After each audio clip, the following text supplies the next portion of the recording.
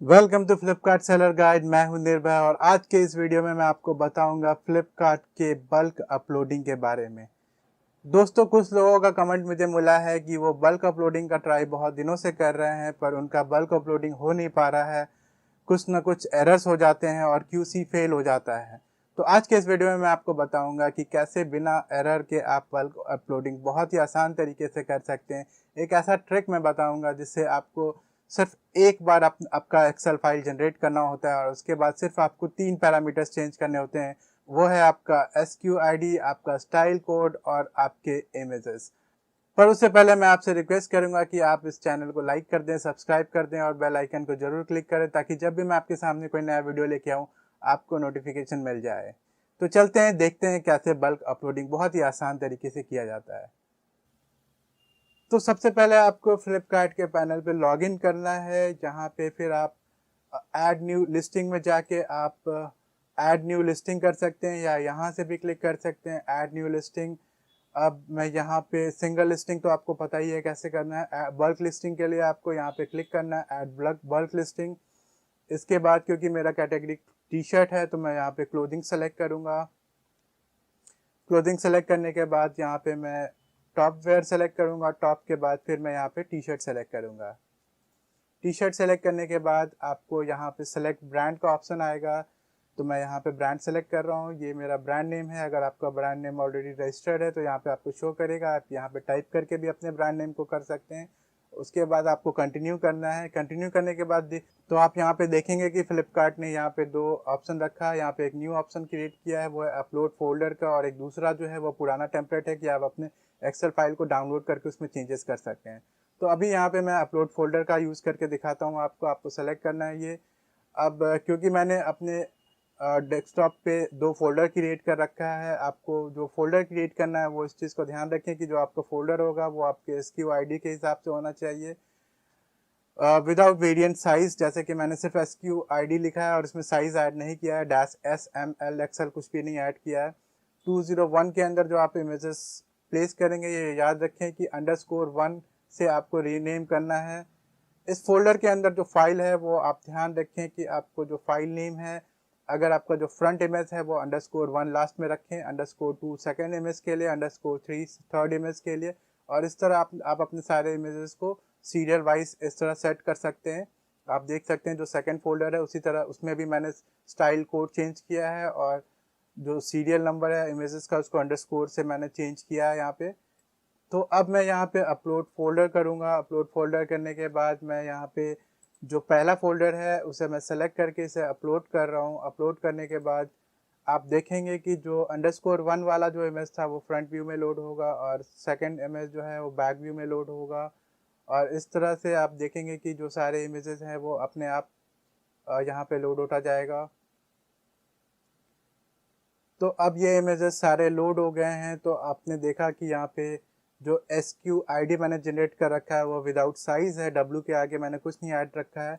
तो मैं यहाँ पे इसमें W यहाँ पे -S कर दे रहा हूँ। ये स्मॉल साइज के लिए पहला वेरिएंट हो गया। आपको सेकंड वेरिएंट ऐड करने के लिए आपको यहाँ पे क्लिक करना है ऐड वेरिएंट, और जो सेकंड साइज होगा वो होगा W-M, क्योंकि मीडियम साइज के लिए आपको M ऐड करना है।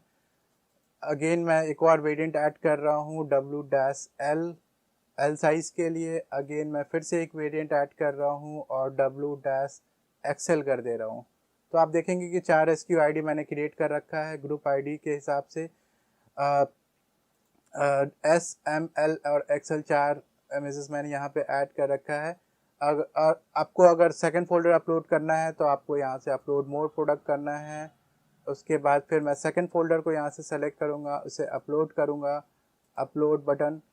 तो आप देखेंगे कि जो सेकंड फोल्डर के इमेजेस है वो यहाँ पे लोड हो रहा है, लोड हो चुका है। अब मैं इस सेकंड 202 स्टाइल का जो प्रोडक्ट अपलोड हुआ है इसमें साइजेस को ऐड करूँगा। तो मैं यहाँ पे रीयूज इमेजेस फॉर वेरिएंट कर रहा हूँ, और जो सबसे पहला जो था उसमें मैं साइज W-S कर रहा हूँ, ये 202 का है W-S। और फिर मैं इसमें भी M ऐड कर दे रहा हूँ। Reuse image for variant L कर दे रहा हूँ। रीयूज इमेज फॉर वेरिएंट और मैं यहाँ पे एक्सेल कर दे रहा हूँ w-एक्सेल।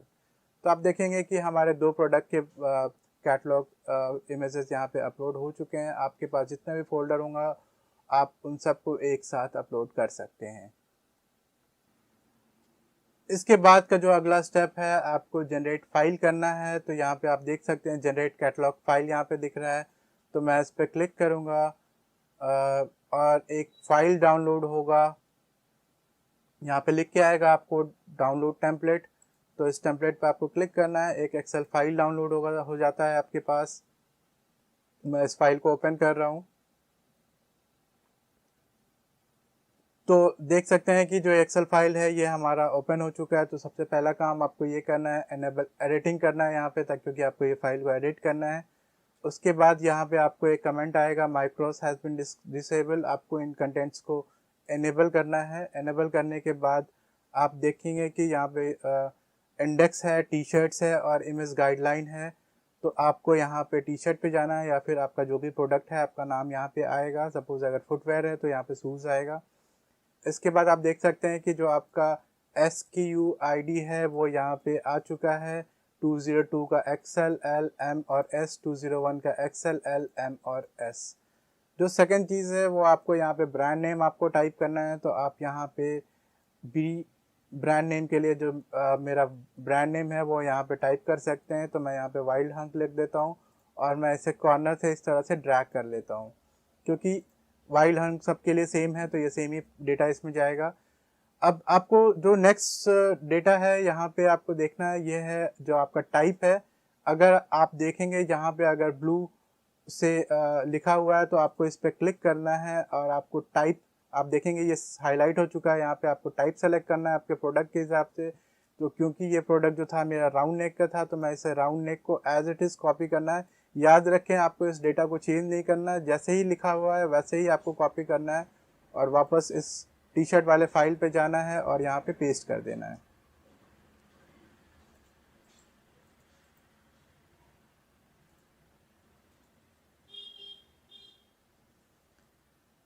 पेस्ट करने के बाद मैं इसे ड्रैग कर दूंगा, क्योंकि सारे प्रोडक्ट्स के लिए एक ही टी शर्ट्स है ये। इसके बाद जो अगला है वो आपको स्टाइल कोड है। स्टाइल कोड आप ध्यान रखें कि जो आपका जो फोल्डर का नाम है वही आपका स्टाइल कोड होगा। तो मैं यहाँ पे विदाउट साइज ये स्टाइल कोड यहाँ से कॉपी कर रहा हूँ। मैंने एक्सेल नहीं लिया, सिर्फ W तक लिया। स्टाइल कोड मैं यहाँ पे पेस्ट कर रहा हूँ इस वैल्यू में। और क्योंकि ये 202 यहाँ 4 वेरिएंट हैं तो मैं इसे 4 तक ही ड्रैग करूँगा। और फिर जो सेकंड प्रोडक्ट जो था उसका स्टाइल कोड कुछ और है, 201 है। तो मैं यहाँ से 201 तक कॉपी करूँगा और इसे यहाँ पे पेस्ट करूँगा।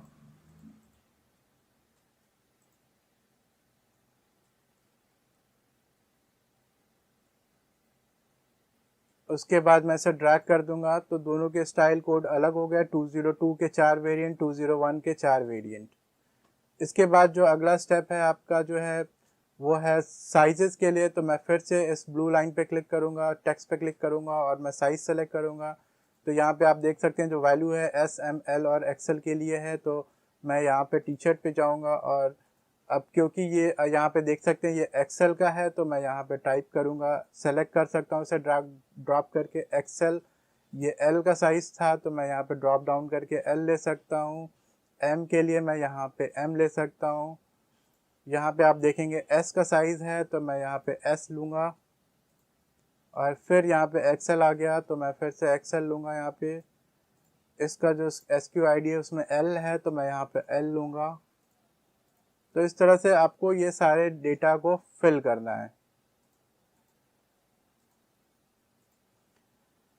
तो आपको यहाँ पे, क्योंकि ये अगर मैं ये सारे फिल करना चाहूँ तो बहुत समय लगेगा, तो मैं इस वीडियो को फास्ट फॉरवर्ड कर रहा हूँ। आप देखेंगे कि जो आपका जो वैल्यू है उसे आपको एक एक करके फिल करना है। ये सिर्फ आपको एक बार करना है ताकि आपका जो बेसिक इंफॉर्मेशन है, जो एक ही प्रोडक्ट के अलग अलग वेराइटीज़ हैं, तो आपको इंफॉर्मेशन सेम रखना है। और आपका 3 चीज़ बस चेंज होगा, वो है SKU ID, आपका स्टाइल कोड और तीसरा आपका प्रोडक्ट के लिंक इमेजेस। तो मैं इस वीडियो को अभी फॉरवर्ड कर रहा हूँ।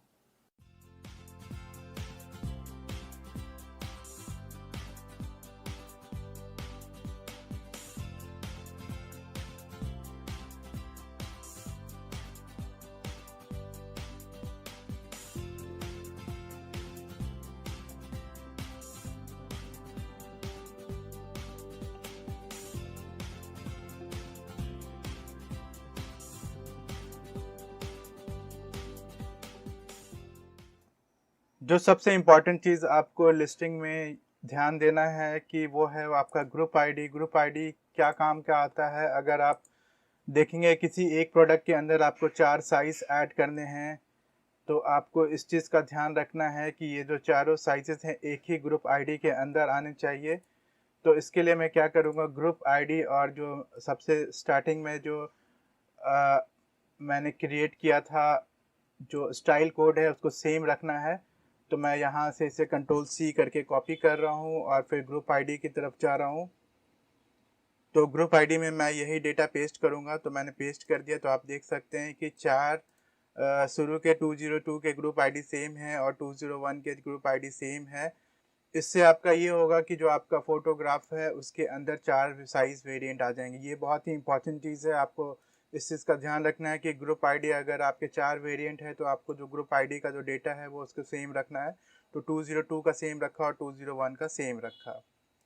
इसके बाद मैं फिर से वीडियो को थोड़ा फॉरवर्ड कर रहा हूँ, फास्ट फॉरवर्ड कर रहा हूँ ताकि आप इस वीडियो में कम समय लगे।